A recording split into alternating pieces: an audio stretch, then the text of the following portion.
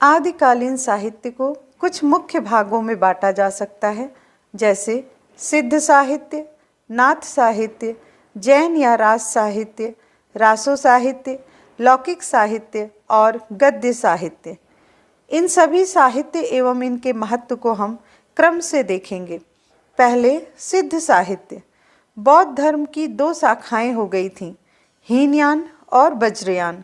वज्रयानियों को ही सिद्ध कहा गया है तथा वज्रयानी कवियों द्वारा अपने धर्म का प्रचार प्रसार करने के लिए जो साहित्य जन भाषा में लिखा गया उसे सिद्ध साहित्य के नाम से जाना जाता है। सिद्धों का समय 8वीं शताब्दी से 13वीं शताब्दी तक माना जाता है।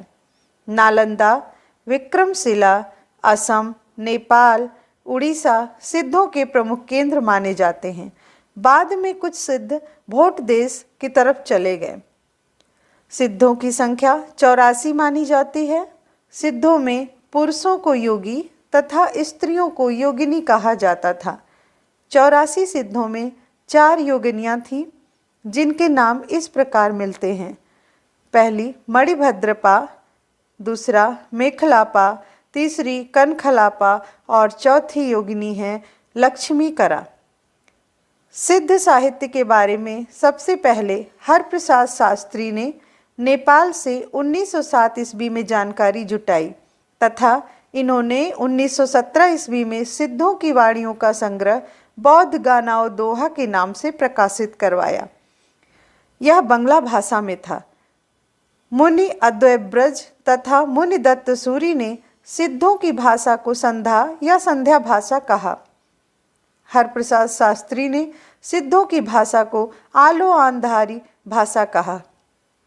दोहा कोश, इसका संपादन प्रबोध चंद्र बागची ने किया। इसमें सरहपा, तिल्लोपा एवं कन्हपा के दोहे संकलित हैं। कुछ ऐसे व्यक्ति जो नाथों और सिद्धों दोनों में गिने जाते हैं इस प्रकार हैं: गोरखनाथ, जालंधर नाथ, चरपटनाथ, नागार्जुन, मत्स्येंद्रनाथ। अब देखेंगे सिद्धों से संबंधित कुछ विशेष तथ्य। पहला, सिद्धों ने ब्राह्मणवाद एवं वैदिक धर्म का खंडन किया। दूसरा, धार्मिक आडंबरों का विरोध तथा तांत्रिक साधनों पर बल दिया। तीसरा, सिद्धों के नाम के अंत में आदर सूचक पा शब्द का प्रयोग मिलता है। चौथा, सिद्धों में पंचमाकार की प्रवृत्ति मिलती है: मत्स्य, मुद्रा, मांस, मैथुन तथा मद्य। पांचवा, सिद्ध नारी सहवास को ब्रह्मानंद सहोदर मानते थे। छठा, सिद्धों ने शास्त्रीय चिंतन के स्थान पर अनुभूति के ज्ञान को प्रधानता दी। सातवां, सिद्धों में चमत्कार दर्शन की प्रवृत्ति थी तथा रहस्यवादिता भी थी। आठवां, सिद्धों ने उलटवासियों का प्रयोग किया तथा शांत और श्रृंगार रसों को प्रमुखता दी। हजारी प्रसाद द्विवेदी ने सिद्धों के विषय में कहा कि जो जनता तत्कालीन नरेशों की स्वेच्छाचारिता, पराजय या पतन से त्रस्त होकर निराशावाद के गर्त में गिरी हुई थी, उसके लिए इन सिद्धों की वाणी ने संजीवनी बूटी का कार्य किया।